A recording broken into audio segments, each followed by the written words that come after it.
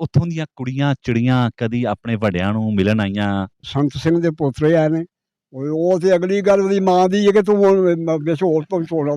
ਇਹਨਾਂ ਗੱਡੀ ਪੂਰੀ ਵੱਡੀ ਸੀ ਨਹਿਰ ਤੇ, ਆ ਨਹਿਰ ਨਹੀਂ ਖਾਨ ਪਰਾਲੀ, ਡੱਬਾ ਲੰਘਾ ਲੈਣਾ, ਉਹਨੂੰ ਸੁੱਟ ਦੇਣਾ ਵੱਢ ਕੇ ਥੱਲੇ, ਤੇ ਫਿਰ ਡੱਬਾ ਫੇਰ ਕਰ ਲੈਣਾ। ਇਸ ਜਗ੍ਹਾ ਤੇ ਆਇਆ ਵਾਂ, ਇਹ ਬਾਬਿਆਂ ਦੀ ਸੰਗਤ ਹੈ ਤੇ 100 ਸਾਲ ਵਾਲੇ ਬਾਬੇ, 80 ਸਾਲਾਂ ਵਾਲੇ ਬਾਬੇ, 75 ਸਾਲਾਂ ਵਾਲੇ ਬਾਬੇ ਇੱਥੇ ਅੱਜ ਮੌਜੂਦ ਨੇ।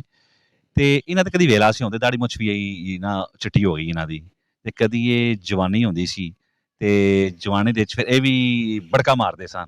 ਹੁਣ ਸੋਹਣੀ ਕਵਾਂਗੇ, ਬੜਕਾ ਮਾਰਦੇ ਸੋ? ਬਿਲਕੁਲ ਮਾਰਦੇ ਸਾਂ। ਕਿਹੜੀਆਂ ਮਾਰਦੇ ਸੋ? ਤੁਹਾਨੂੰ ਦੱਸਿਆ ਪੰਚਮ ਦਾ ਨਾਂ, ਅੜੀ ਦਾ ਨਾਂ। ਮੈਂ ਆਖਿਆ ਪਾਕਿਸਤਾਨ ਬਣਿਆ ਵੇਖਿਆ? ਪਾਕਿਸਤਾਨ ਬਣਦਾ ਦੇਖਿਆ। ਕਿੰਨੀ ਕੁ ਉਮਰ ਸੀ ਉਸ ਵੇਲੇ? 22 ਸਾਲ। ਉਹ ਗੱਭਰੂ ਜਵਾਨ ਬੰਦਾ ਹੁੰਦਾ ਹੈ। ਬਿਲਕੁਲ। ਜੇ ਗੱਭਰੂ ਜਵਾਨ ਤੈਨੂੰ ਸਾਰੀਆਂ ਗੱਲਾਂ ਸੁਣਾਈਆਂ ਨੇ। ਜੇ ਗੱਭਰੂ ਜਵਾਨ ਨਹੀਂ ਸਨ ਤਾਂ ਤੈਨੂੰ ਗੱਲਾਂ ਕਿਵੇਂ ਸੁਣਾਉਂਦਾ। ਤੇ ਉੱਥੋਂ ਦੀਆਂ ਕੁੜੀਆਂ ਚਿੜੀਆਂ ਕਦੀ ਆਪਣੇ ਵੱਡਿਆਂ ਨੂੰ ਮਿਲਣ ਆਈਆਂ? ਸੰਤ ਸਿੰਘ ਦੇ ਪੋਤਰੇ ਆਏ ਨੇ, ਪਾਲਾ ਸਿੰਘ ਦੀਆਂ ਪੋਤਰੀਆਂ ਦੇ ਪੋਤਰੇ ਆਏ ਨੇ। ਦੋਵੇਂ ਘਰ ਮੈਨੂੰ ਮਿਲੇ ਨੇ। ਇਸ ਤੋਂ ਅੱਗੇ ਪਹਿਲਾਂ ਇੱਕ ਸੌਲ ਸਿੰਘ ਸੀ ਸਾਡੇ ਪਿੰਡ, ਸਿੱਖ, ਆਹ ਜ਼ਮੀਨ ਉਹਦੀ ਉਹ ਗਾਦੀਆਂ ਵਾਲੀ। ਉਹਦਾ ਦੋਹਤਰਾ ਆਇਆ, ਸੁਣ ਕੇ ਮੇਰਾ ਨਾਨਾ ਉੱਥੋਂ ਦਾ ਸੀ, ਉਹ ਹੀ ਮੇਰੇ ਮੱਥੇ ਲੱਗਾ। ਹੁਣ ਜਿਹੜੇ ਬੰਦੇ ਮੱਥੇ ਲੱਗੇ ਨੇ ਜਾਂ ਜੋ ਮੈਂ ਵੇਖਿਆ ਤੈਨੂੰ ਦੱਸਣਾ ਤੇ ਹਿੰਦੁਸਤਾਨ ਦੇ ਬਣਦੋ ਸੀ ਕੋਈ ਹਿੱਸਾ ਕਸੂਰ ਦਾ ਜਾਸੀ ਦਾ। ਪੁੱਤਰ ਸਿੰਧੜੀ ਦਾ ਹੁਕਮਰਾਨ ਉਹ ਸੀ, ਬਿਨਾਂ ਕਸੂਰ ਤੋਂ ਮਾਰਿਆ ਜਾਸੀ ਦਾ ਪੁੱਟੋ, ਬਿਨਾਂ ਕਸੂਰ ਤੋਂ ਮਾਰਿਆ ਗਿਆ।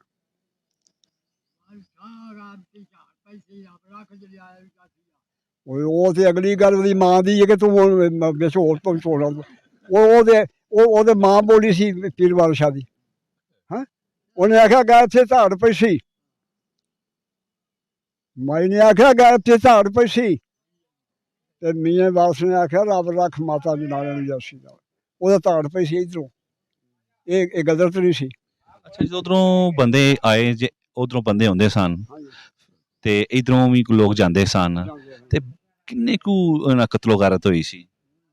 ਕਤਲੋਗਾਰਤ ਤੇ ਗਿਣ ਗੋਚਰਾ ਬੇਬਾਹ ਹੋਈ। ਇਹ ਪਤਾ ਨਹੀਂ ਲੱਗਾ ਵੀ ਇਹ ਕਿੰਨੀ ਕੁ ਦੁਨੀਆ ਮਰ ਗਈ ਹੈ।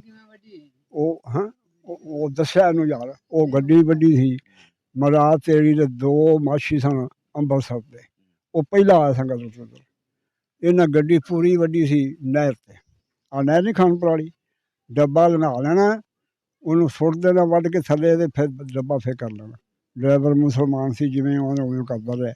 ਪਿਛਾ ਉਹਨਾਂ ਵਾਇਰਲੈਸ ਕੀਤੀ ਵੀ ਗੱਡੀ ਨਾ ਮਗਰ ਆਵੇ, ਗੱਡੀ ਵੱਢਦਾ ਅਰਸਾ ਲੱਗਦਾ। ਐਵੇਂ ਦੀ ਦਵਾ ਨਹੀਂ ਵੱਢੀ ਗਈ। ਉਹ ਪਿਛਾ ਵਾਇਰਲੈਸ ਉਹਨਾਂ ਕੀਤੀ ਸੀ ਵੀ ਗੱਡੀ ਨਾ ਮਗਰ ਆਵੇ, ਹੋਰ ਅਸੀਂ ਆਹ ਕੰਮ ਪਾ ਕਰਨੇ। ਅਤੇ ਉਦੋਂ ਰਾਜ ਤੇ ਪਾਕਿਸਤਾਨ ਦਾ ਸੀ ਨਾ, ਮਣੀਂਦੀ ਸੀ। ਤੇ ਉਸ ਵੇਲੇ ਦਾ ਪਾਕਿਸਤਾਨ ਤੁਸੀਂ ਕੀ ਸਮਝਦੇ ਸੋ, ਤੇ ਅੱਜ ਉਹ ਪਾਕਿਸਤਾਨ ਕਿੱਥੇ ਵੇ? ਮੈਂ ਨਾ ਜੀ, ਅਸੀਂ ਪਾਕਿਸਤਾਨ ਨੂੰ ਇਹ ਸਮਝਦੇ ਰਹੇ ਹਾਂ ਭਾਈ ਇਹ ਦੁਨੀਆ ਮਾਣ ਵਾਲੀ ਇਕੱਠੀ ਹੋ ਗਈ ਹੈ। ਅੱਗੋਂ ਭਾਵੇਂ ਸਾਰਿਆਂ ਹੀ ਗਵਾਈ ਫਿਰ ਰਿਹਾ, ਫਿਰਨੇ ਆ, ਪਰ ਅਸੀਂ ਇਹ ਸਮਝਦੇ ਦੁਨੀਆ ਮਾਣ ਵਾਲੀ ਇਕੱਠੀ ਹੋ ਗਈ ਹੈ, ਪਾਕਿਸਤਾਨ ਪਾਕ ਹੋ ਗਿਆ। ਅਸੀਂ ਇਹ ਸਮਝਦੇ ਰਹੇ ਹਾਂ। ਅਸੀਂ ਹੁਣ ਤੱਕ ਵੀ ਇਹ ਸਮਝਦੇ ਹਾਂ, ਜੇ ਕਿਸੇ ਲੈਣਾ ਤਾਂ ਆਪਣਾ ਅੰਦਰ ਲੈਣਾ। ਉਸ ਆਪਣਾ ਅੰਦਰ ਲੈਣਾ। ਅੱਗੇ ਤੈਨੂੰ ਗੱਲ ਵੀ ਸੁਣਾਈਏ, ਹੁਣ ਫੇਰ ਤੈਨੂੰ ਫਿਰ ਦੁਬਾਰਾ ਸੁਣਾ ਦਿੰਦੇ ਹਾਂ। ਅਲਫ-ਅੱਲਾ ਮੀ ਮੁਹੰਮਦ ਐਨ ਐਡੀ ਕਰਕੇ ਜਾਤਾ ਹੋ। ਜਦ ਐਨ ਦੀ ਪਈ ਝਾਤੀ ਆਪਣਾ ਪਛਾਤਾ, ਉਹ ਲੋਕਾਂ ਦੇ ਰਾਹ ਪੁੱਛਣਾ, ਆਪਣੇ ਅੰਦਰ ਦਾ ਰਾਹ ਕਦੀ ਵੇਖੀਏ। ਹਲੋ ਜੀ, ਅੱਜ ਸੰਗਤ ਵਿੱਚ ਗੱਲ ਕੀਤੀ ਵੰਡ ਦੀ, ਤੇ ਹਿੰਦੁਸਤਾਨ ਦੀ, ਤੇ ਪਾਕਿਸਤਾਨ ਦੀ, ਤੇ ਇਹਨਾਂ ਅਸੀਂ ਬਜ਼ੁਰਗਾਂ ਦੇ ਕੋਲੋਂ ਗੱਲ ਸੁਣੀ ਜਿਹੜੇ ਉਸ ਵੇਲੇ ਜਵਾਨ ਸਨ, ਗੱਭਰੂ ਜਵਾਨ ਸਨ। ਗੱਭਰੂ ਜਵਾਨਾਂ ਨੇ ਪਾਕਿਸਤਾਨ ਬਣਦਿਆਂ ਵੇਖਿਆ ਤੇ ਆਪਣੀਆਂ ਮੁਹੱਬਤਾਂ ਦੇ ਨਾਲ ਪਾਕਿਸਤਾਨ ਵੇਖ ਕੇ ਤੇ ਆਪਣਾ ਇੱਕ ਐਨੂਅਲ ਮਕਸਦ ਹਾਸਲ ਕੀਤਾ, ਤੇ ਅੱਜ ਉਸ ਮਕਸਦ ਦੇ ਵਿੱਚ ਇਹ ਅੱਜ ਉਸ ਡਗਰ ਤੇ ਚੱਲਦੇ ਪਏ ਨੇ। ਤੇ ਇਸ ਸੰਗਤ ਦੇ ਨਾਲ ਹੁਣ ਤੁਹਾਡਾ ਆਪਣਾ ਮੇਜ਼ਬਾਨ ਅਖਤਰ ਰਸੂਲ ਜੰਜੂਆ 313 ਡਿਜੀਟਲ ਤੋਂ ਇਜਾਜ਼ਤ ਚਾਹੇਗਾ। ਅੱਲਾ ਨਿਗਹਿਬਾਨ। ਪਾਕਿਸਤਾਨ ਜ਼ਿੰਦਾਬਾਦ।